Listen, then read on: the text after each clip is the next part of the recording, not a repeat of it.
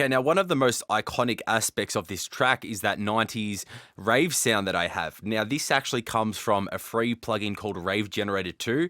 I found this on the internet and this plugin is pretty cool because one, it's free, and two, it's got all these different sounds that you can use to create some sort of like 90s rave feel. So one of the sounds on here is called Hit, and it sounds like this. And that's what I've used in the track. So originally, it doesn't have much release on it and it's a bit short. So in one of the sections here, I just increased the decay and the release, and it then ends up sounding like this. So this sound with all my processing turned off sounds like this. So quite hard hitting, but not exactly how I want it to sit in the mix. So let's now take a look at some of the processing on this sound. So like most processing chains in tracks, I start with a compressor to tighten up the sound so it doesn't sound so loose and flabby. So that's what this first compressor is doing. Now second, I have one of the Waves plugins which emulates an old channel strip. So with it off, it actually changes the character of the sound. So listen to it. Now with it on. And that, I think, helps make it feel more old school as well. With it off. Love it. After that, I have some saturation using the Fab Filter Saturn. Now this plugin's really cool because it has multi-band saturation. You can use different types of saturation on each band, and then you can also boost the frequencies of those bands. So I've boosted the high frequencies a little bit here so that it cuts through the mix a little bit. With the saturation off. So you can hear that it sounds quite dull and dark, but when I have this saturation set up, it helps add brightness to it. After that, I have Replica, the Native Instruments delay on the channel. Now, usually I don't put delay plugins on sounds. I will set them up on send channels and send sounds into them.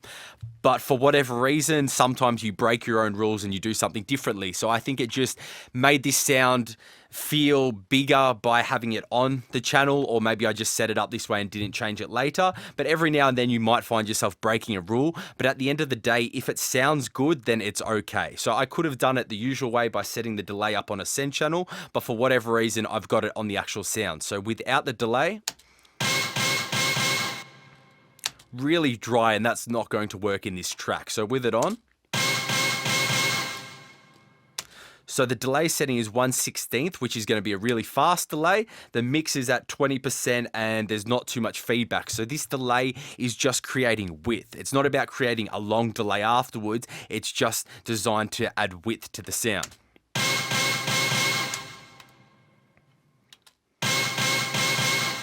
Now, after that, I have an EQ on here.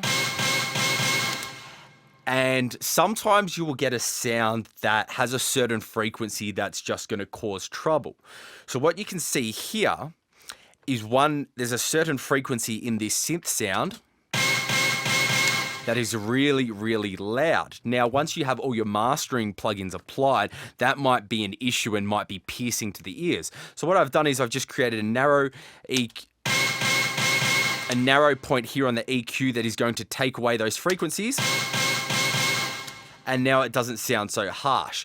So anytime you have a frequency that's sticking out dramatically, you might want to treat that with some EQ, because otherwise, once you have the track mastered, you might find that it's causing you a problem and either hurts the ears too much or is just overpowering. So I've ducked that frequency here.